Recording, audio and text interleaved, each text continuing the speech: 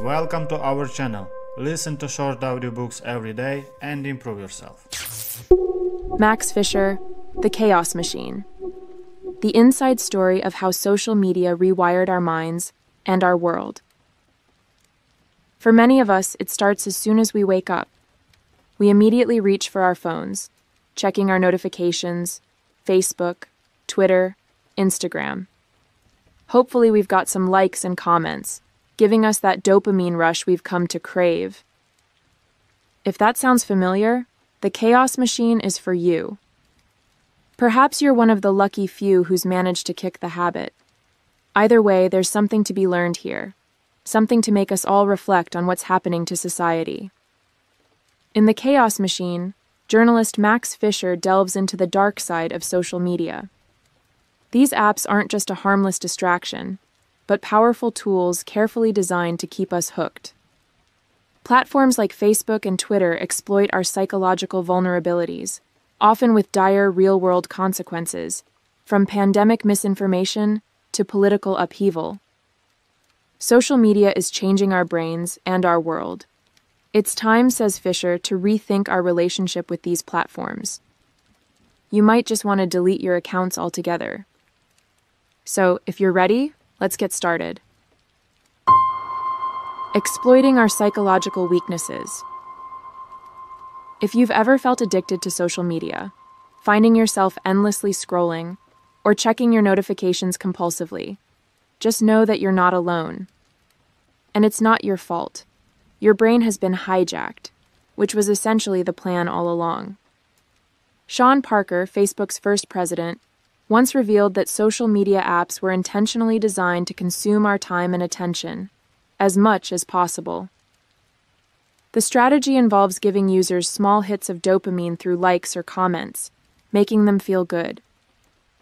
However, what makes these apps truly addictive is the inconsistent nature of the psychological rewards.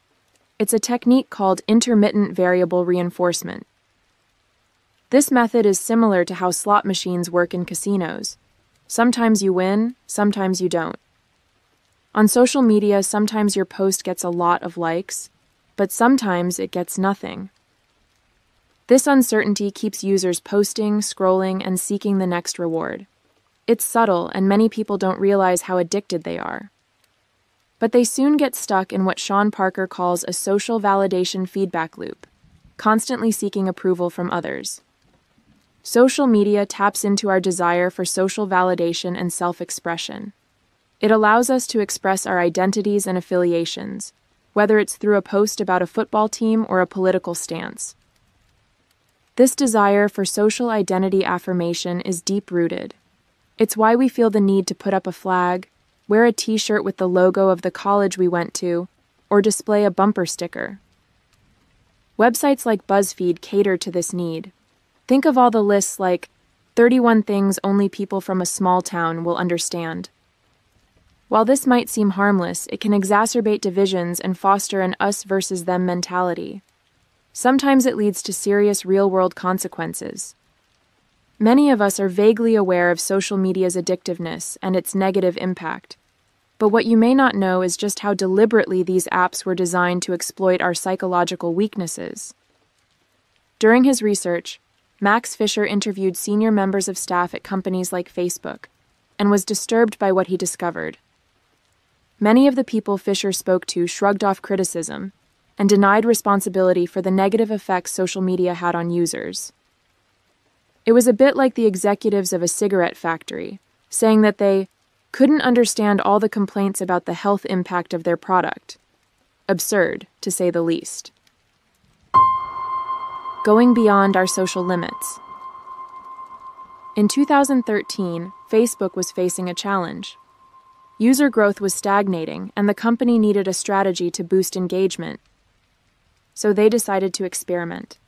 Was it possible to go beyond the Dunbar limit?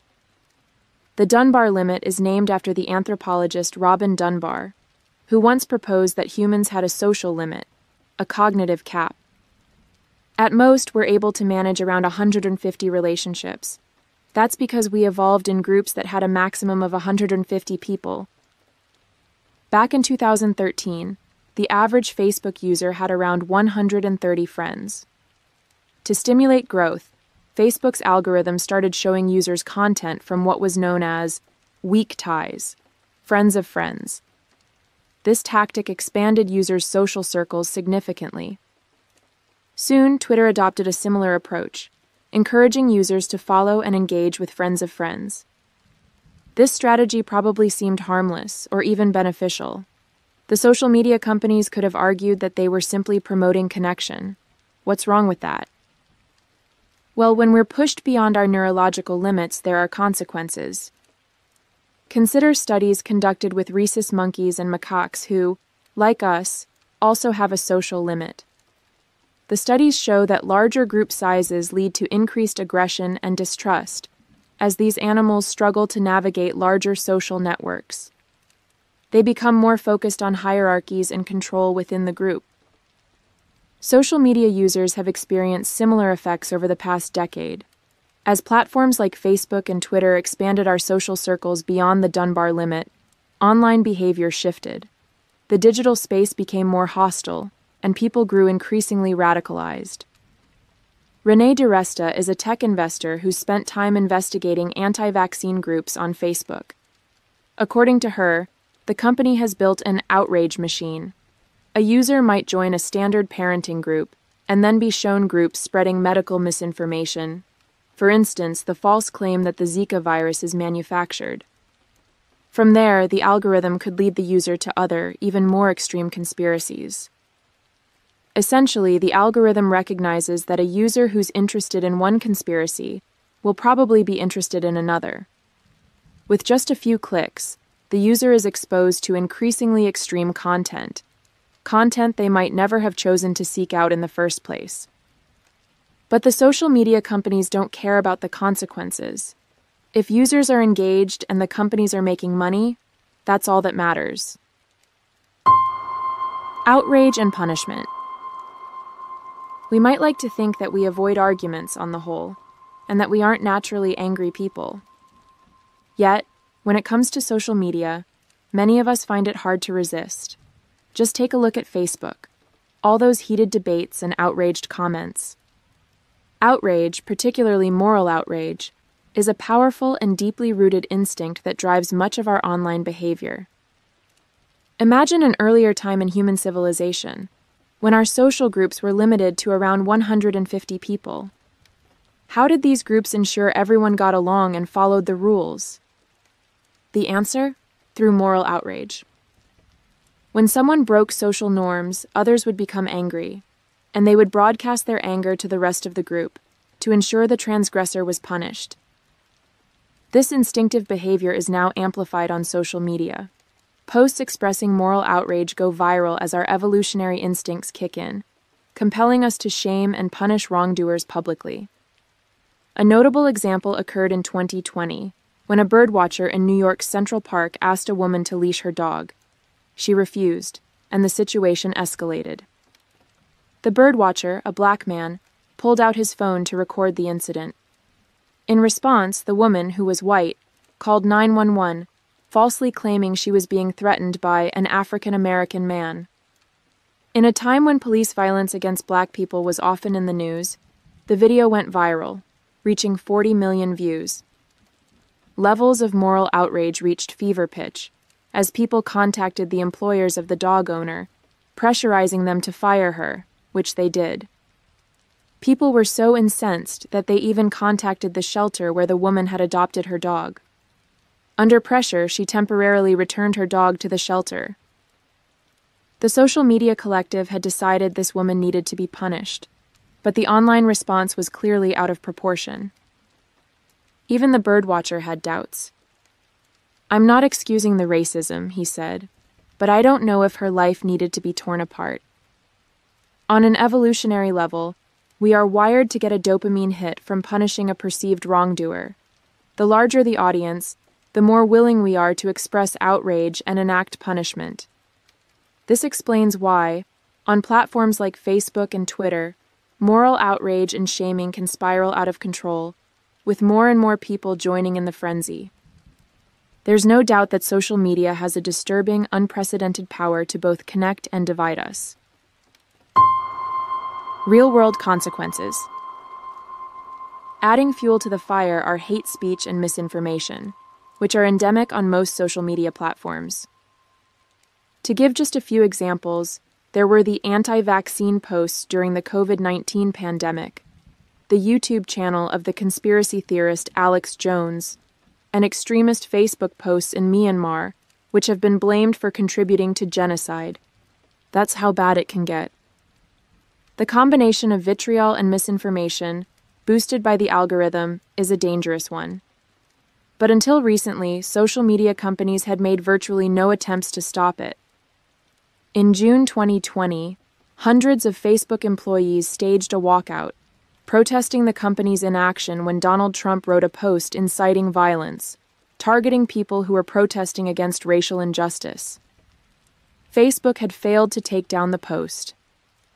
But in August, under pressure, Facebook and Twitter finally took action. Trump had published a video falsely claiming that children were almost immune to COVID, and this time, the post was removed. Social media platforms also began to introduce other measures, like fact-checking boxes and crackdowns on accounts that shared QAnon conspiracies. But it was a case of too little, too late, especially for QAnon. By late 2020, many social media users had fallen far down the rabbit hole.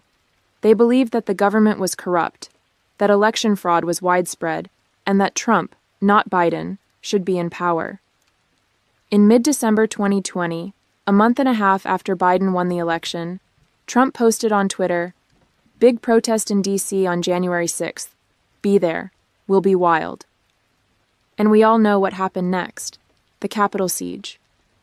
Egged on by Trump and the social media frenzy, thousands descended on Washington, D.C. and forced their way into the Capitol building in an attempt to overturn the results of the election. In the chaos that followed, many were injured, and some people even died. Ashley Babbitt, a QAnon supporter with an active Twitter account, broke into a room in the Capitol where she was shot and killed by a police officer. Babbitt was wearing a Trump flag as a cape, and a lot of the commentary on January 6th has focused on Trumpism. While that's certainly one aspect of it, we shouldn't lose sight of what the movement really was, something created by social media. The people who stormed the Capitol were there because of the posts they'd seen on Facebook, Twitter, and YouTube. They'd been riled up by misinformation, to the point where they felt they needed to act. In the aftermath of the riot, some social media companies banned Trump from using the platforms, but the ban and the solution were only temporary. Time to turn off the machine? After the Capitol siege, there were calls for change, from politicians, people in the tech industry, and employees of social media companies. Enough was enough. For a while, there was a lot of discussion about how companies could change. Perhaps subscriptions were the answer. If users paid to log on, social media companies wouldn't be so dependent on ad revenue, and therefore engagement. Ultimately, though, the social media giants don't want to change. They don't see it as their responsibility. And yet, these companies are fully aware of the harm they're causing, and they have been for years. In public, people like Mark Zuckerberg or Sheryl Sandberg at Facebook will deny responsibility and play down concerns. But in private, it's a different story. In 2021, a Facebook employee turned whistleblower shared internal documents with the Wall Street Journal. The whistleblower, Frances Haugen, had had enough. She believed that Facebook was deliberately sacrificing the safety of its users, and was even willing to sacrifice democracy. All the company cared about was profit. The documents Haugen shared told a troubling story of a company that knew everything.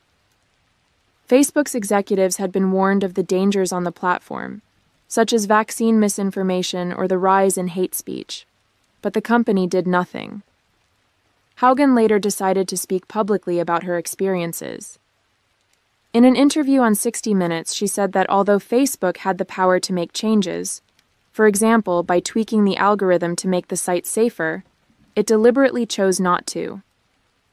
If users spend less time on Facebook, they'll click on fewer ads and the company will make less money. One solution, according to Haugen, would be to turn off the algorithm. Computers shouldn't be the ones deciding what users focus on. But convincing Facebook to switch off the algorithm may not be realistic. And besides, that's not the platform's only problematic feature. Many of the experts Fisher interviewed for The Chaos Machine came to the same conclusion. We'd all benefit if social media were switched off to a certain extent, stripped down and not so tightly woven into itself. That might mean living with a less interesting internet, an internet with fewer entertaining videos or lively communities. But if that also means living in a world with less hate and misinformation, wouldn't that be worth it? The more people Fisher spoke to about social media, the more he was reminded of the computer HAL in the Stanley Kubrick film 2001: A Space Odyssey.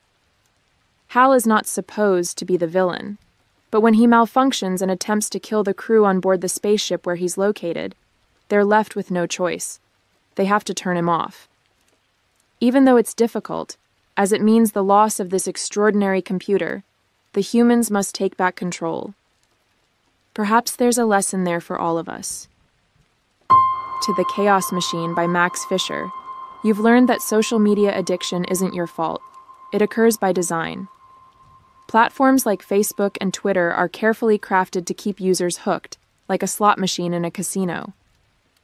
Our need for social validation and expression drives us to engage more on social media, but this also fosters division. In addition, these platforms deliberately push us past our social capacity limits, leading to increased aggression and radicalization. For example, anti-vaccine posts and conspiracy theories spread rapidly, often leading users down extreme rabbit holes. The Capitol siege on January 6, 2021, was a stark example of social media's power. Fueled by misinformation and calls for protest, a mob stormed the Capitol, resulting in absolute chaos. Frustratingly, social media companies have been slow and reluctant to make any significant changes. Internal documents shared by a Facebook whistleblower indicate that these platforms prioritize profit over user safety. Some experts suggest we need to rethink our relationship with social media, possibly even getting rid of it altogether, in order to reduce harm and misinformation. It's a challenging idea, but one that could lead to a safer, less chaotic world.